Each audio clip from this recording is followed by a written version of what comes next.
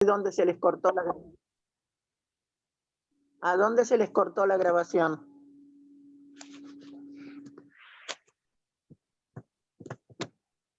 Bueno, en la parte que del glucagón y la adrenalina, que dijo que el glucagón era más lento. exacto, el proceso. Actúa fundamentalmente en el hígado, en tanto que la adrenalina actúa en el músculo, que es el que requiere, muchas veces se dice que la adrenalina es la hormona del escape, digamos, o sea, energía suficiente para salir corriendo si hay una situación comprometida, en tanto que el glucagón no actúa tan rápido, es más lento. La insulina es lo contrario, entonces, de adrenalina y glucagón. La insulina sirve para el almacenamiento de la glucosa, o sea, sacar glucosa de la circulación sanguínea y colocarla en el glucógeno. Bueno, ¿hasta ahí está claro? Sí, por ahora sí, profe. Sí, profe. Bueno, entonces, las hormonas que tienen que ver con el metabolismo del glucógeno las vamos a encontrar como hipoglucemiantes, fundamentalmente la insulina, e hiperglucemiantes, es decir, las que aumentan la concentración sanguínea de glucosa, que son la adrenalina y el glucagón. Por ahí hay alguna otra. ¿Qué compraste, Pipi? ¿Pero cómo mandaste la dirección? Tipo, pusiste Paso 185 y en otra localidad y vos pusiste que... ¿Alguna pregunta? No, profe, se activó. No, profe, sí, creo que a alguien se le activó el micrófono sin querer. Ok. Bueno, muy bien. Entonces, las hormonas que tienen que ver con el metabolismo de la glucosa son esas tres, pero hay alguna otra. Vamos a quedarnos con estas tres que son las más importantes. Bien. Con respecto a, ya hemos visto cómo es el mecanismo de acción, o sea, a través de lo que se llama segundo mensajero. O sea, ellas no pueden ingresar a la célula, pero envían a una molécula mucho más pequeña, que es el AMP cíclico, para activar alostéricamente a las enzimas que están en relación con los procesos que corresponden. Lo mismo sucede con, por ejemplo, la movilización de las grasas. También ahí tenemos la adrenalina, el glucagón, el ACTH, que actúan sobre el receptor en la membrana y se activa la adenilatociclasa. De ahí se transforma el ATP en AMP cíclico dentro de la célula y también ahí se activa una proteinquinasa que va a actuar sobre, en este caso, las enzimas denominadas lipasas. Puede ser lipasa y puede ser, por ahí hay una fosfolipasa también. De todas maneras, está la lipasa inactiva, que por acción de esa enzima que se activó, que es una proteinquinasa, y se transforma en lipasa activa. Y la lipasa activa, ¿qué es lo que hace? Hidroliza los triglicéridos. Hidroliza los triglicéridos. Primero se rompe una de las uniones éster después y nos queda un diglicérido y ácido graso libre, después una segunda unión y nos queda el monoglicérido y el ácido graso libre, y finalmente nos queda glicerol y ácido graso libre. A través de la circulación sanguínea y sobre la albúmina. Esto lo dijimos cuando hablamos de los lípidos, del metabolismo de los lípidos. Sobre la albúmina son transportados los ácidos grasos libres desde, todo esto sucede en los depósitos de grasa, y se envía por vía sanguínea al hígado los ácidos grasos libres.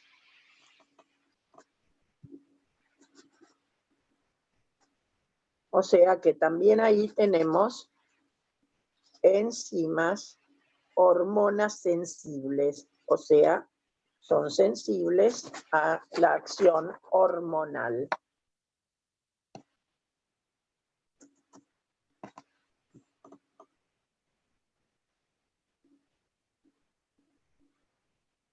En el caso del colesterol, también tenemos una acción hormonal sobre la síntesis de colesterol. Actúan la insulina y la hormona tiroidea, en tanto que son negativas el glucagón y los glucocorticoides. Recuerden que además el colesterol tiene que ver con otros corticoides y con las hormonas sexuales. Los corticoides... ¿Puede repetir, profe? Perdón. ¿Sí? ¿Cuál es la pregunta? Sobre la síntesis del colesterol, los moduladores positivos serían insulina y... La hormona tiroidea, la tiroxina. Y negativos el glucagón y los glucocorticoides. Y recuerden que los corticoides son las hormonas que son generadas por lo que se denominan glándulas suprarrenales o corticales, porque es la corteza de las glándulas suprarrenales la que genera esas estructuras derivadas del ciclopentano peridrofenantreno. En tanto que la médula de las glándulas suprarrenales son esas glándulas pequeñas que están arriba de los riñones. Esas glándulas tienen una corteza que fabrica los corticoides, de ahí el nombre, y una médula, que es la que fabrica la adrenalina y la noradrenalina, que son las dos hormonas que tienen que ver con el metabolismo de la glucosa. Bien. ¿Está claro más o menos? Sí, profe. Sí, profe. Bien. Sí, sí. Ok.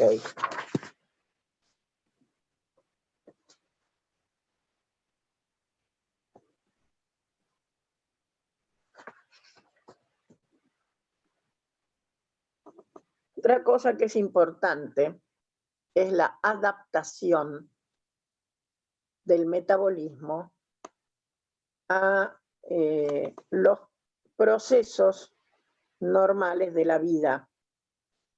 O sea, ayuno y alimentación. Muchas veces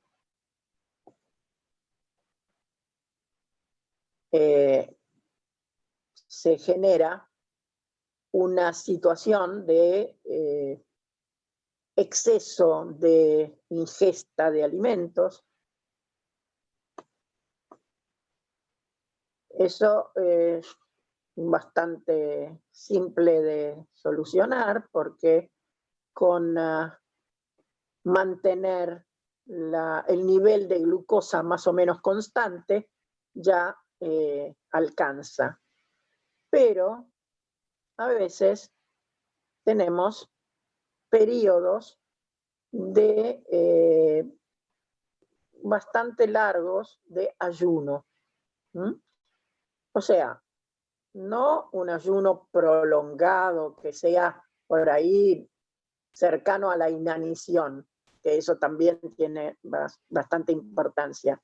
Pero a veces son las horas de la noche y todos los procesos, porque imagínense que todos los órganos funcionan con el aporte de energía, particularmente el músculo, ya sea el músculo voluntario o el no voluntario. Supónganse, un músculo esquelético, bueno, pero ¿qué pasa con el corazón o el cerebro que necesitan la glucosa para funcionar? Entonces, los procesos son controlados precisamente por las dos hormonas que se generan en el páncreas, que son la insulina y el glucagón.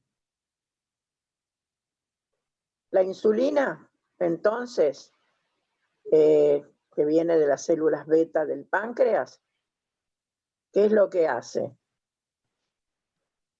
Aumenta, el páncreas genera mayor cantidad en el periodo de bastante aporte de alimento. Y el glucagón, en cambio, es segregado por las otras células del páncreas, que son las alfa.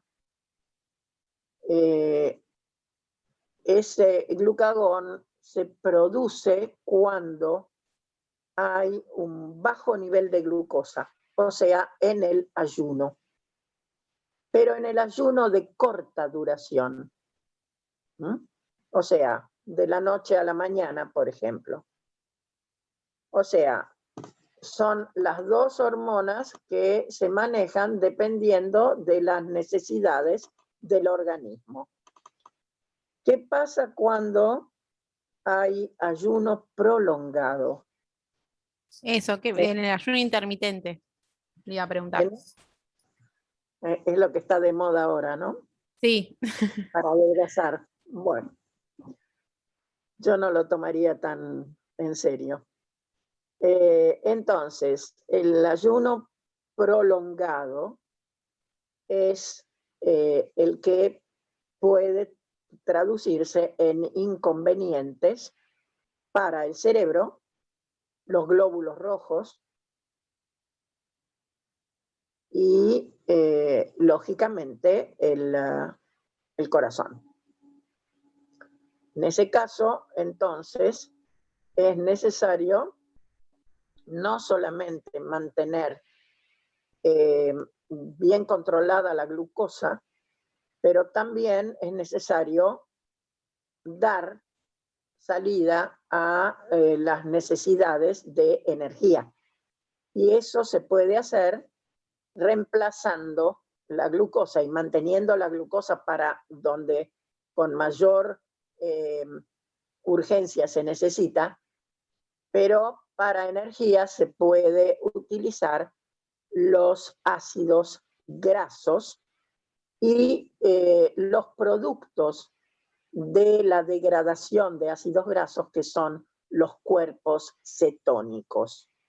Y eso ya lo mencionamos cuando vimos cuerpos cetónicos.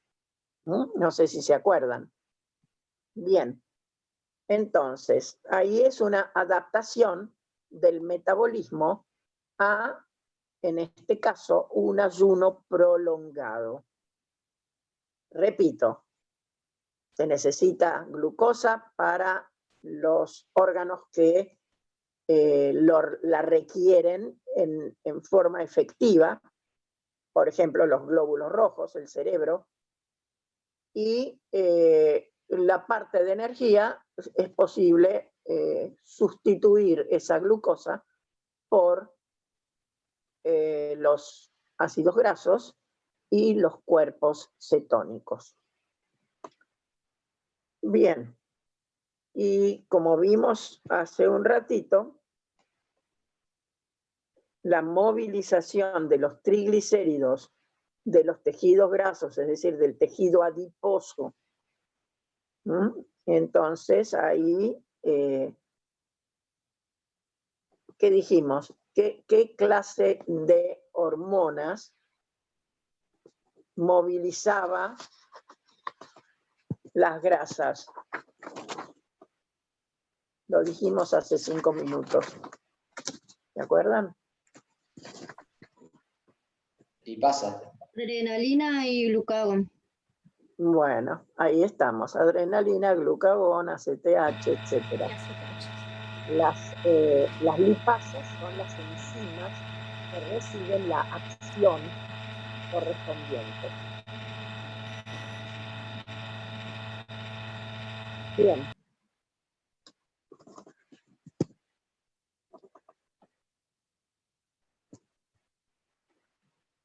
Ahora vamos a pensar un poquito.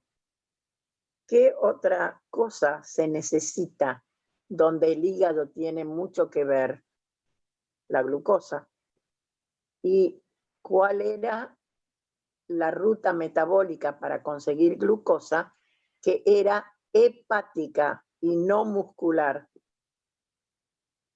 La gluconeogénesis. Exactamente, la gluconeogénesis, correcto. Entonces, si tenemos que el músculo puede utilizar ácidos grasos en lugar de glucosa, pero el cerebro va a demorar un tiempo, lo mismo que el corazón, en empezar a utilizar los cuerpos cetónicos, pero después de 3 o 4 días lo logra. Es decir, que el cerebro va a necesitar menos glucosa y va a trabajar con los cuerpos cetónicos mientras la persona esté en ayuno prolongado, o sea, falta de alimento, puede ser inanición a esa altura, y se depende directamente de la grasa almacenada. Cuando la grasa almacenada ha disminuido también, o sea que ya no queda demasiado para consumir, eso es lo que les pasó a los jugadores de rugby que cayeron con el avión en la cordillera, en la Concagua, ahí cerca de la Concagua, y estuvieron bastante tiempo y la verdad que adelgazaron mucho porque justamente gastaron toda su grasa y llegó un momento que se empezaron a degradar para fuente de energía las proteínas. Pero cuando se llega a ese punto, que es lo que sucede también con los individuos que tienen un trastorno metabólico grave, y cuando la degradación de las proteínas es grande, se pierde la funcionalidad del corazón y el individuo muere. Por supuesto que también fallan el hígado y el riñón. Bien, todo eso está manejado por las hormonas. ¿Está claro eso? Ahora Sí, vamos a ver cuál es el mecanismo de acción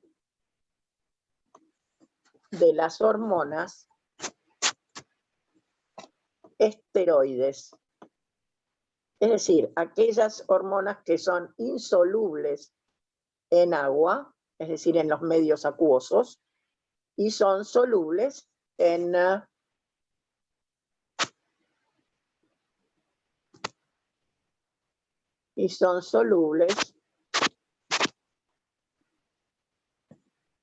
bueno,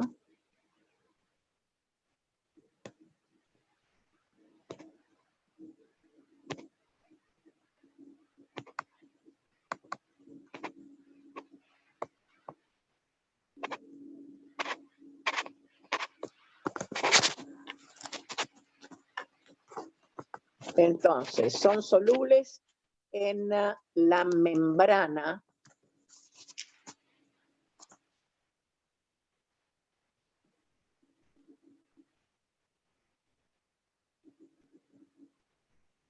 no sé si me escuchan.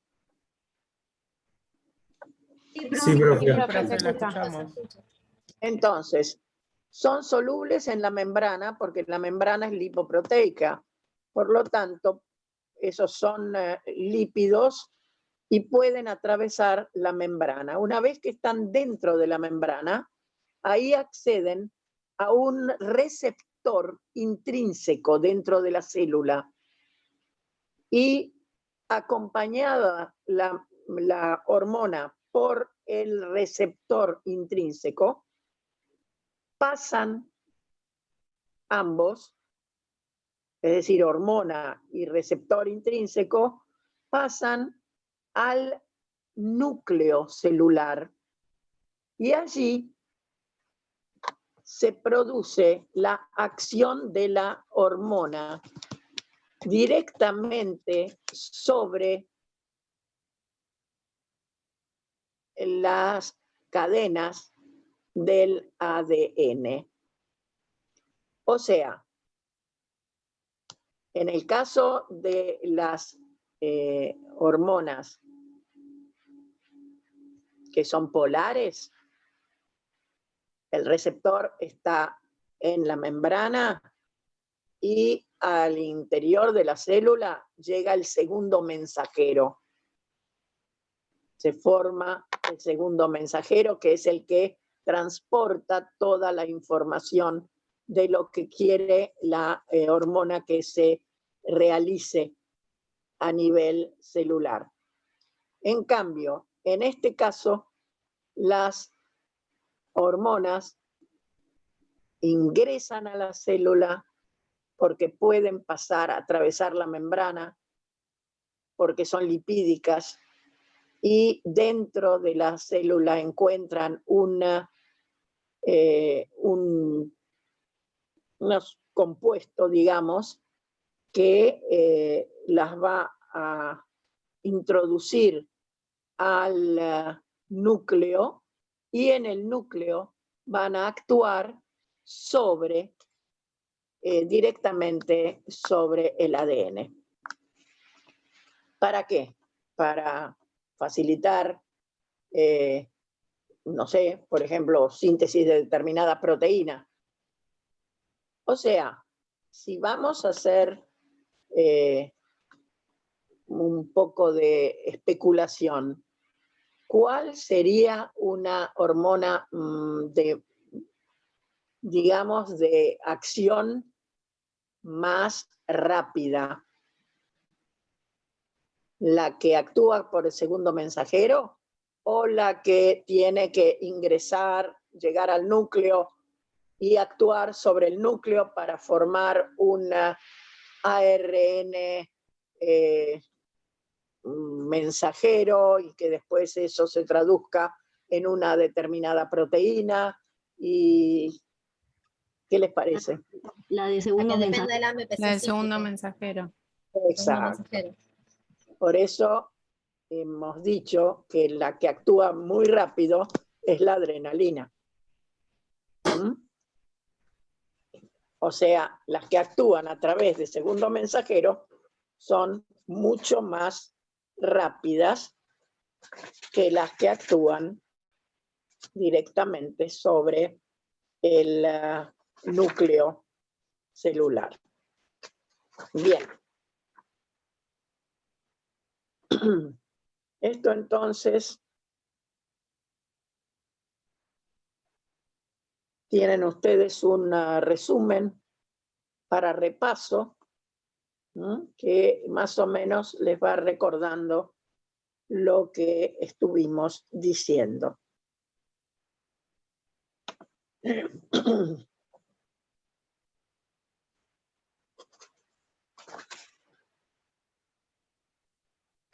Vamos a pasar al otro tema que nos importa hoy. Si tienen alguna pregunta, los escucho, ¿sí? Profe, yo le quería preguntar, segundo mensajero, además del AMP cíclico, ¿hay otros? Sí, puede ser el GMP cíclico, que viene del GTP. En vez de venir del ATP, viene del GTP. Ok, gracias. Funcionan exactamente igual. Profe, ¿el calcio también se toma como segundo mensajero? Ah, eso quería decir. Ahí, o sea, lo que vimos nosotros es la cascada de reacciones, la más común. Pero hay otras cascadas que son las que tienen que ver con los componentes de las membranas. Es decir, las membranas que tienen fosfolípidos. Y esos fosfolípidos pueden sufrir hidrólisis y desprender partes del fosfolípido que pueden actuar como segundo mensajero. Entonces, esas cascadas son, no son las más comunes, pero sí. ¿Es la del fosfatidilinositol, profe? ¿La que está en el apunte? Exacto, el fosfatidilinositol y el inositol trifosfato y el calcio.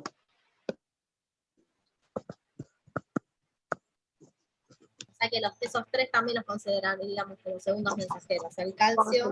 Son segundos mensajeros, el calcio también. El calcio también.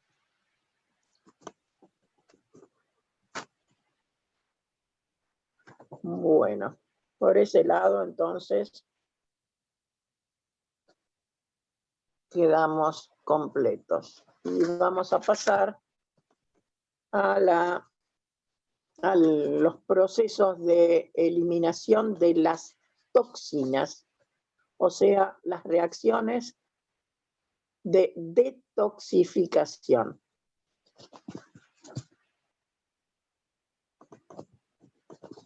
Por supuesto que ahí también actúan enzimas. Y hay una serie de cosas importantes que tenemos que considerar.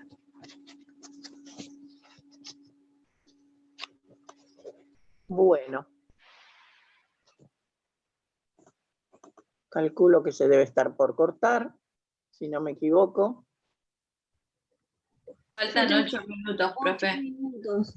Con 8, bueno, bien. Es bueno que tengan el control. Perfecto.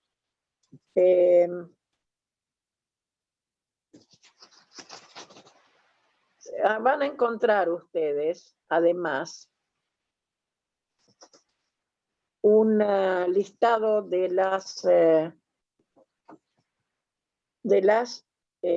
los procesos que son, digamos, estimulados por determinadas hormonas.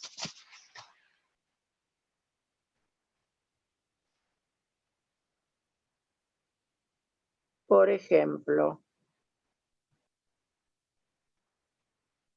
las hipoglucemiantes, como por ejemplo la insulina, favorece la entrada de la glucosa al interior de la célula.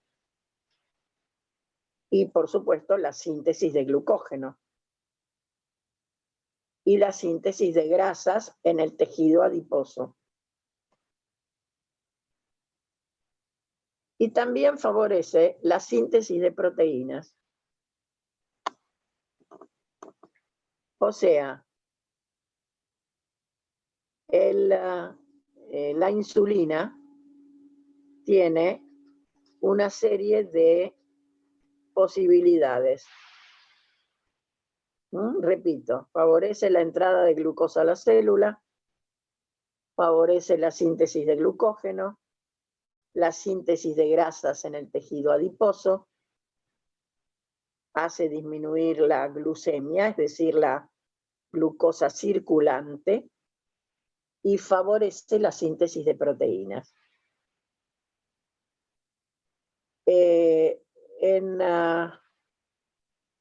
Fundamentalmente actúa después de la ingesta de alimentos, o sea, lo que llamaríamos postprandial. En cambio, en ayunas actúan las hiperglucemiantes, que son la adrenalina, el glucagón, y el cortisol también, que es una de las hormonas esteroides. En este caso, si está faltando glucosa, se estimula la gluconeogénesis.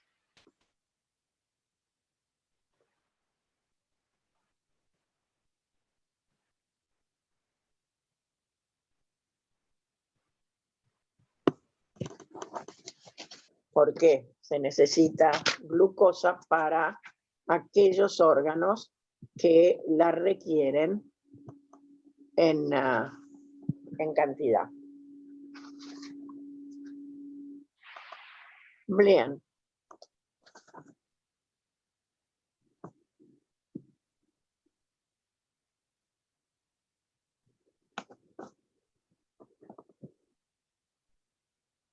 Y por supuesto que con respecto al glucógeno, glucagón activa, y adrenalina, lógicamente, activa la glucogenólisis.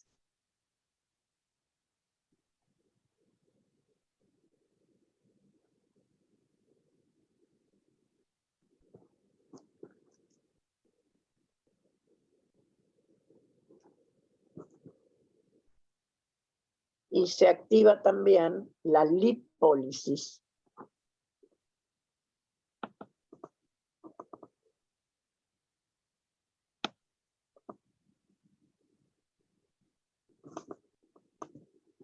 Hay algo que es interesante, que cuando se degradan los triglicéridos en el tejido adiposo, el glicerol de ese tejido, que sale de ese tejido adiposo, no se puede volver a usar para formar triglicéridos.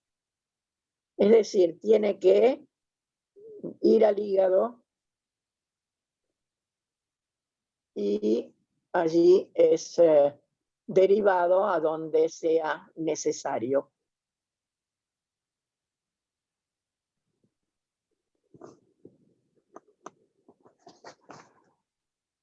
Bien.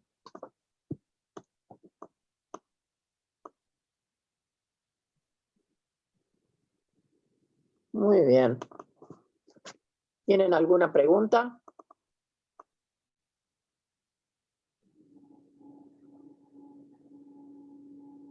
No, profe. Ok. No, Entonces, profe. vamos a No, ver. profe, no. Vamos a ver entonces las reacciones. Creo que ahora se va a cortar. Vamos a ver las reacciones de detoxificación.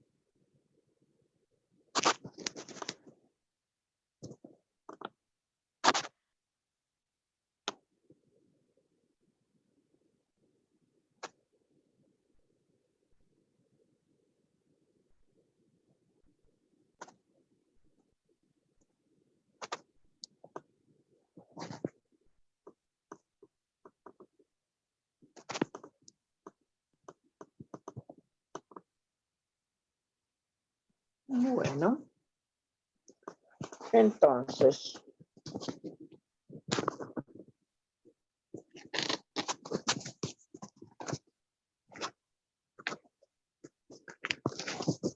los procesos de eliminación de sustancias tóxicas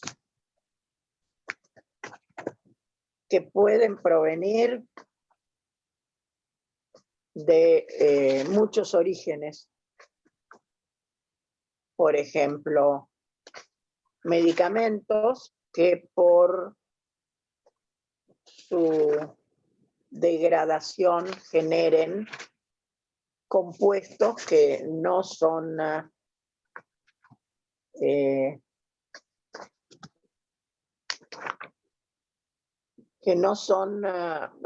digamos, metabolizados con facilidad.